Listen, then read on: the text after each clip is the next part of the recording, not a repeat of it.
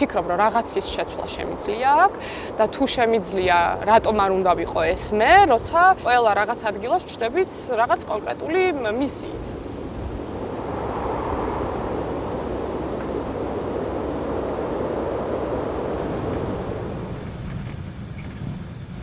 მე ვცხოვრობ ამ ქალაქში და მინდა რომ მე რო აქ მინდა შვილი გავაჩინო და გავზარდო, არ მინდა რომ ვიფიქრო, სწორი იყო თუ არა ეს გადაწყვეტილება და რაღაც სინდისის ქენჯდამ შემაწუხოს მე რომ ამ ჩემი შვილის მომავლისთვის რამდენად სწორი გადაწყვეტილება მივიღე.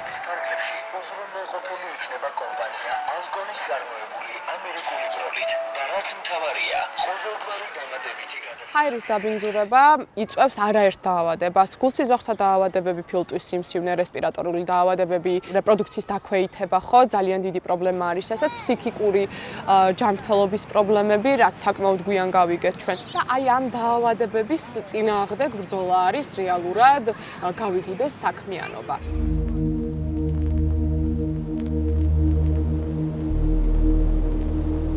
არასდროს არ მოგვითხოვია ჩვენ საწარმოების დახურვა, იმიტომ რომ კარგად გვაქვს გათვალისწინებული და გათვითცნობიერებული, როგორ შეიქმნა ეს ქალაქი, რამდენი ადამიანი არის დასაქმებული საწარმოებში, რამდენი ადამიანისთვის ეს არის შემოსავლის და გადარჩენის ერთადერთი წყარო ხშირ შემთხვევაში, ამიტომ ჩვენ იქ დასაქმებულ ადამიანებს ვითვალისწინებთ ყველაზე მეტად და ხშირად ზოგიერთი მოქალაქე საყვედურობს, რომ აი რატო არ ხართ უფრო რადიკალურები. იმიტომ არ ვართ უფრო რადიკალურები, რომ ეს გათვალისწინება ერთმანეთის ნებისმიერ საქმეში არის ძალიან მნიშვნელოვანი. აი ეს კომბინაცია, რომ იცოდე რა სითხო, რატო ითხოვ, მომზადებული მიხვიდე ყველა შეხვედრაზე, ჩემი აზრით სწორი არის. შესაძლოა იმ მომენტში ეგრევე ვერ დებ შედეგს, მაგრამ ეგრევე რომ შედეგი დაგვედო და ჰაერი გაუმჯობესებული იყო, მაშინ მაგ დროს ერთადერთი გზა არის, რომ დახურო საწარმოები, ხო და ეს არ იქნებოდა სწორი. ამიტომ რაღაც შუალედური გზის გამონახვა, რომ დაკმაყოფილდეს ყველას ინტერესი არის ძალიან მნიშვნელოვანი და მგონია, რომ ამას ნელ-ნელა უნდა მივეჩვიოთ. როგორც კი საწარმო იხსნება, იმას ვალდებულებაში უწერია, რომ უნდა ქონდეს შესაბამისი არიშემკრები ნაგებობა, ფილტრები და შესაბამისი დანადგარები, ხო? ამ საწარმოების უმრავლესობაში ეს ყველაფერი, ეს სისტემა გამოსული იყო მთლიანად მწყობრიდან და ფილტრებსაც არ ამუშავებდნენ.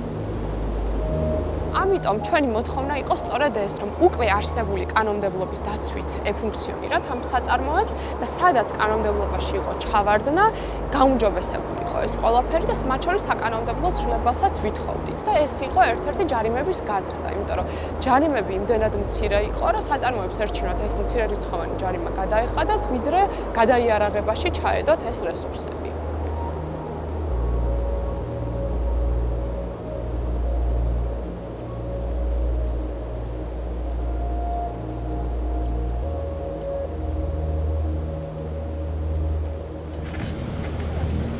არის ჯეოსტილის ჯარცის დასაწყობების პუნქტი. ეხლა აფართოებენ ახალი პროექტი აქვს შეტანილი და სავარაუდოდ სხვა საწარმოებიდანაც უნდათ რომ მიიღონ ჯართი და ეს ჯართი უნდა გაიწმინდოს აუცილებლად ნავთობისგან და სხვა სახიფათო ნივთიერებებისგან და შემდეგ უკვე გადამუშავებული პროდუქტი არ იყოს სახიფათო და თანაც გადამუშავების პროცესში არ წამოვიდეს სახიფათო ნივთიერებები და სახიფათო გაფრქვევები ადამიანებისთვის. თვითონაც აღიარებენ, რომ ძალიან ბევრი რამე დარჩათ გამოსასწორებელი, მაგრამ საწარმოების, ესე ვთქვათ, არ გულისხმობ მხოლოდ ამ საწარმოს, მე პატრონეებიც აღნიშნავენ, რომ რო არ ყოფილიყო გავიგუდეთ, კიდევ უფრო უარესი მდგომარეობა იქნებოდა, ბევრ რამეზე არ იზრუნებდნენ, იმიტომ რომ ზეწოლა არ იყო მათზე, ანუ მიღებული პრაქტიკა იყო ესე დარღვევებით მუშაობა სამწუხაროდ. ყველაზე გარდამტეხი მაინც ალბათ იყო საწარმოო ზონაში ტურები. ერთია, რომ ჩვენ ამ მონიტორინგის, საწარმოო ზონის მონიტორინგის დროს ვაქვეყნებდით ფოტო და ვიდეო მასალას, მაგრამ მეორეა, როცა იქ ადამიანი მიდის ამ ტვერს, გამონაბოლ ქსუნს, გრძნობს საკუთარ თავზე და ამ ტურების შემდგომ გვირეკავდნენ ხოლმე და რაღაც თავბრუ მეხვევა, თავი მტკივა, შეიძლება ეს იყოს ამასთან დაკავშირებული. თუ იქ არ მუშაობ და რაღაც საქმით არ გიწევ შეხება იმ ტერიტორიასთან, იმდენად ვერ აღიქვამ შენ, საიდან მოდის თუნდაც იგივე შენი ალერგია, რაღაც სხვადასხვა დაავადებები. აი აქეთ არის აზოტი, ხელმარცხნივ. არ ვიცი გახსოვთ თუ არა დაახლოებით წელიწადნახევრის წინ მგონი ცხვრის ფარა რო დაიხოცა. როდესაც პროდუქცია გადააქვთ, რეცხავენ მერე ვაგონებს. ეს ნარეცხი წყალი არ შეიძლება რომ ესე ხვდებოდეს, აქეთი კითხო, უნდა გროვდებოდეს, იფილტრებოდეს და ისე ხდებოდეს ჩაშვება შესაბამის სისტემაში და ამათმა რო გარეცხეს, ეს წყალი ესევე დარჩა, ცხვარმა ცხვრის ფარამ დალია უკვე ეს წყალი და დაიხოცა. დაახლოებით 50-ზე მეტი ცხვარი იყო მგონი. მაგრამ შეიძლება ცხვარი არ დაიხოცოს, მაგრამ მოიწამლოს ისე რომ საკვებად იყოს უვარგისი და შემდგომ პრობლემა შეექმნას ჩვენ ჯანმრთელობას უკვე საკვები ჯაჭვიდან, ხო? ყოველთვის როცა შანსი გვაქვს, ვცდილობთ რომ პირისპირ შევხვდეთ ადამიანებს და მერე უფრო ხვდებიან ხოლმე რომ უკეთ დავინახე რისთვის იბრძვით, უკეთ დავინახე რომ ნამდვილად სწორი мотиваცია გაქვთ, რომ მე რაც არ უნდა ვილაპარაკო და ორმა და სამმა ადამიანმა რაც არ უნდა ისაუბროს, თუ მოქალაქეები არ გიჭერენ მხარს და მათი მხარდაჭერა არ გაქვთ და ისინი არიაზრებენ, რამხელა პრობლემა არის, არ მოგისმენენ და ერთ-ერთ შეხვედრაზე ესაც კი გვითხრეს, რომ თქვენ რო არ გეხმაურათ, რუსთავს ძალიან დიდი ხანი კიდე დიდი ალბათობით არ მივაქცევდით ყურადღებას, იმიტომ რომ ქვეყანაში იმდენი პრობლემა, სადაც მეტად ხმაურობენ, იმ პრობლემებს ვაქცევთ ყურადღებას.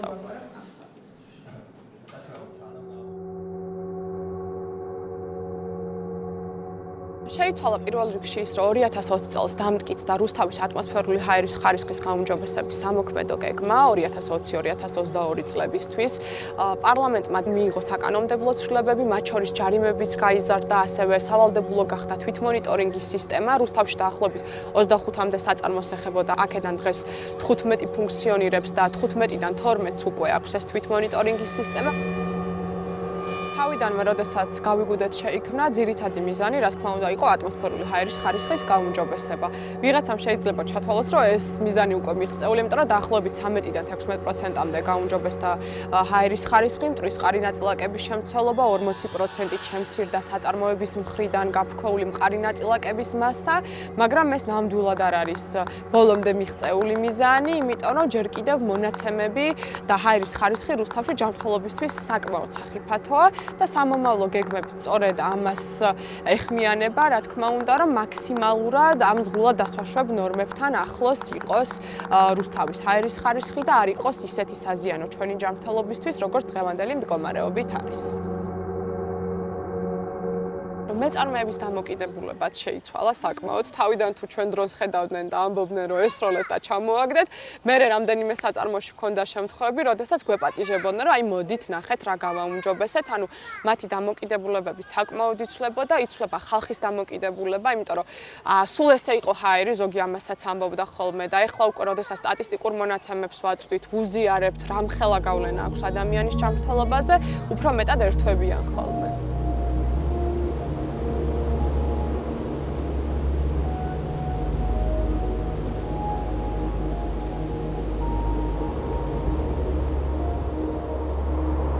რომ რაღაც პერიოდი აუცილებელია რომ მიუყვეთ და ესე ვთქვათ ჩვევაში გაუჯდეთ უკვე როგორც თვითონ საწარმოებს ისე გარემოსდაცვის ზედამხედველობის დეპარტამენტს რომ ვიქნებით თუ არა ჩვენ იქნებიან თუ არა სხვა მოქალაქეები ჩართული ამ ყველაფრის კონტროლში უკვე ავტომატურად გამართულად მუშაობდეს სისტემა.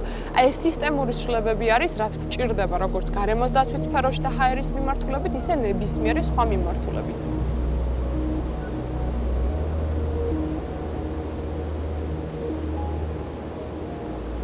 ვამბობდი, რომ ერთი წელი ვიქნებოდი ჩართული, მერე სხვა გამოჩნდებოდა და ასე რაღაცა გადავცემდით ერთმანეთს ამ აქტივიზმის დროშას, მაგრამ არ გამოვიდა ესე. მეც არ მქონდა ნამდვილად გეგმაში, რომ ამდენი წელი ვიქნებოდი ჩართული, მაგრამ გრძელვადიან ბრძოლასაც უნდა მივეჩვიოთ, თუ გვინდა რომ სახელმწიფოდ ჩამოვყალიბდეთ. სხვანაირად ეს ქაოტური აქა-იქ გაფართხალებები მოკლედ არ მუშაობს და ალბათ კიდე ერთი ის იყო, რომ ბევრი სხვა მოძრაობაც და სხვადასხვა აქტივისტური ჯგუფები გვეუბნებიან ხოლმე, რომ ეს თანმიმდევრულობა მათთვისაც არის სამაგალითო. ეს ერთი შეხედვით კი გვიხარია, მაგრამ მეორე მხრივ ძალიან დიდი პასუხისმგებლობა არის, იმიტომ რომ გრძნობ რომ შენ რაღაც შეცდომა დაუშვა, სხვებისთვისაც შეიძლება რაღაც დემოტივატორი იყოს.